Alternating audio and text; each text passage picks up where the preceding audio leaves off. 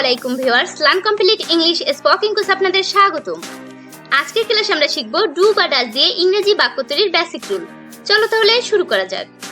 Do বা does দিয়ে বাক্য তৈরি করার একটি মাত্র স্ট্রাকচার বা একটি মাত্র সূত্র অ্যাপ্লাই করে কিন্তু আমরা শত শত সেন্টেন্স তৈরি করতে পারবো ডু বা ডাজ দিয়ে। তো এখন আমরা দেখি এই সূত্রটা মানে এই গঠনটা আসলে কি।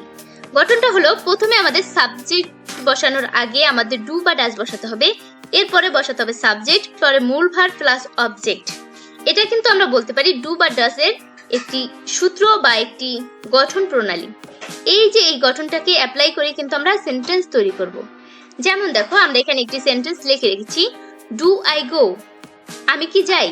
এখানে ডু আমরা প্রথম বলেছি ডু বা ডাজ বসবে, আমরা এখানে ডু বসিয়েছি। তারপরে আই হলো সাবজেক্ট এবং মূল ভার্ব হলো গো, অবজেক্ট বা বাকি অংশ এখানে নেই।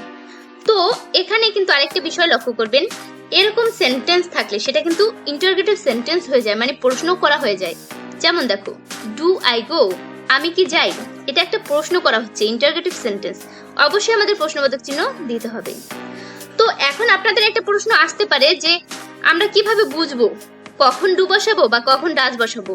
সেটা হলো, সাবজেক্ট যদি থার্ড পারসন সিঙ্গুলার নাম্বার হয় শুধু সেই ক্ষেত্রে ডাজ বসবে, আর বাকি সব ক্ষেত্রেই ডু বসাবো। ক্লিয়ার? এখন আপনাদের আবার প্রশ্ন আসতে পারে যে আমরা কিভাবে বুঝবো যে subject third person singular number. সেই ক্ষেত্রে এই ভিডিওর ডেসক্রিপশন বক্সে একটি ভিডিও লিংক দেওয়া থাকবে, সেখানে সাবজেক্ট সম্পর্কে পুরোপুরি ডিটেইলসে আলোচনা করা আছে, অবশ্যই ভিডিওটি দেখে নেবেন।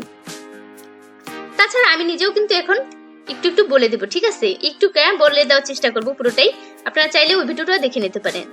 যেমন এখানে আমরা এখন প্র্যাকটিস করব, ডু আই গো, আমি কি যাই। এই যে ভার্ব গো, এই ভার্বটা যদি আমরা চেঞ্জ করে বলি, আমার সাথে সাথে প্র্যাকটিস করো, ডু আই ইট, আমি কি খাই। ডু আই ডু, আমি কি করি। ডু আই স্লিপ, আমি কি ঘুমাই। ডু আই রিড, আমি কি পড়ি। ডু আই সি, আমি কি দেখি। অবশ্যই আপনারা এভাবে কিন্তু প্র্যাকটিস করবেন, যত বেশি প্র্যাকটিস করবেন ততই কিন্তু আপনার মুখে জড়তাটা কেটে যাবে। তো এখন আমরা সাবজেক্ট গুলোকে চেঞ্জ করে করে বলবো। দেখো, ডু উই গো, আমরা কি যাই। এখানে আই শব্দের অর্থ আমি এবং ওই শব্দের অর্থ আমরা। তো আমরা কিন্তু সাবজেক্ট গুলোকে চেঞ্জ করে বলছি, অবশ্যই আমার সাথে বলতে থাকো। ডু ইউ গো, তুমি কি যাও। ডাস হি গো, সে কি যায়। এখানে হি দ্বারা পুরুষকে বোঝানো হয়। তো এই যে দেখো, এখানে কিন্তু ডু হয়নি, ডাস হয়েছে, কারণ সাবজেক্ট হি এটা হলো থার্ড পারসন সিঙ্গুলার নাম্বার। আমরা আগেই কিন্তু বলেছিলাম যে সাবজেক্ট যদি থার্ড পারসন সিঙ্গুলার নাম্বার হয় তখন ডু হবে না, ডাস বসবে, ঠিক আছে? তো এখানে দেখো, ডাস সালমা গো, সে কি যায়, সি দ্বারা মহিলাকে বোঝায়। ডু দি গো, তারা কি যায়। ডাস আবির গো, আবির কি যায়। যদি কোনো একটি নাম, শুধু একটি নাম থাকে তখন কিন্তু এটা subject third person singular number হয়, অবশ্যই থার্ড পারসন সিঙ্গুলার নাম্বার সাথে ডাস বসবে। যেমন দেখো, ডাস সালমা গো, সালমা কি যায়। ডু আবির অ্যান্ড সোনিয়া গো, আবির এবং সোনিয়া কি যায়। তো এখানে কিন্তু দুটি নাম আছে, সেক্ষেত্রে এটা সিঙ্গুলার না, এটা প্লুরাল নাম্বার, এই জন্য এখানে ডু বসবে। ডাস ইট গো, ইহা কি যায়।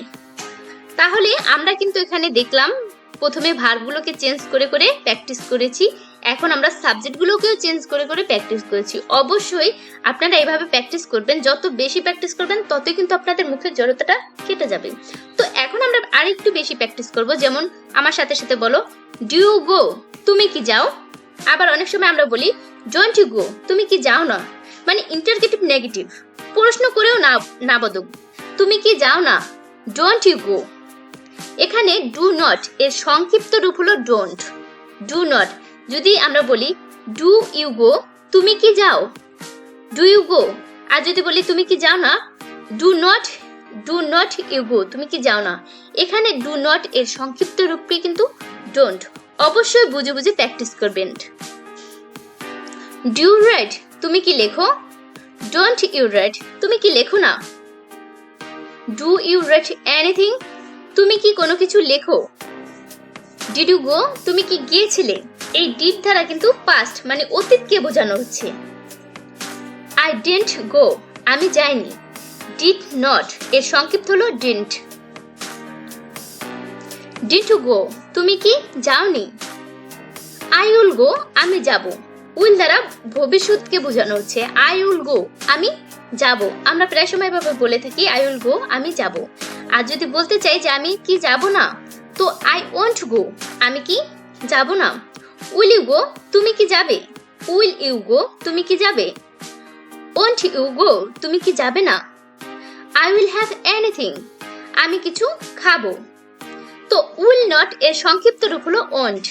যেমন দেখো, আই ওয়ন্ট হ্যাভ এনিথিং, আমি কিছু খাবো না। এখানে কিন্তু উইল নট এর পরিবর্তে আমরা ওয়ন্ট বসিয়েছি। এখানে দেখো খাওয়া বা পান করা অর্থে ইট বা হ্যাভ বসে। আই ওয়ন্ট হ্যাভ এনিথিং, আমি কিছু খাবো না। এখানে হ্যাভ দ্বারা কিন্তু খাওয়াকে বোঝানো হয়েছে। তাহলে আপনারা অবশ্যই এভাবে প্রত্যেকটা কিন্তু প্র্যাকটিস করবেন। যত বেশি প্র্যাকটিস করবেন তত কিন্তু আপনাদের মুখের জড়তা কেটে যাবে এবং আপনারা খুব সহজেই কিন্তু বলতে পারবেন। আর বুঝে বুঝে বলার চেষ্টা করবেন, তাহলে দেখবেন আপনারা কিন্তু যে কোনো সেন্টেন্স এভাবে তৈরি করতে পারছেন।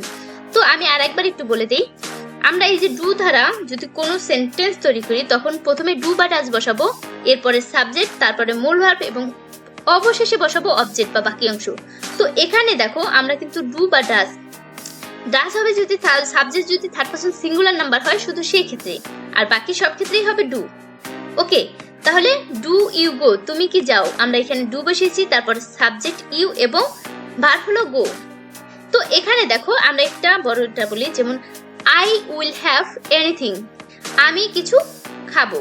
তো এখানে দেখো আই উইল হ্যাভ এনিথিং, এটা কিন্তু ডু দ্বারা হয়নি, এটা কিন্তু ভবিষ্যৎকে বোঝানো হচ্ছে। সেটা আপনাদের বোঝানোর ক্ষেত্রে কিন্তু আমরা এইভাবে লিখেছি। তো আজকের ভিডিওটি এ পর্যন্তই। ভিডিওটি যদি ভালো লেগে থাকে অবশ্যই আমার চ্যানেলটিকে সাবস্ক্রাইব করে দিবেন এবং পাশে থাকা বেল আইকনটিকে বাজিয়ে দিবেন। Thanks for watching video. আল্লাহ হাফেজ।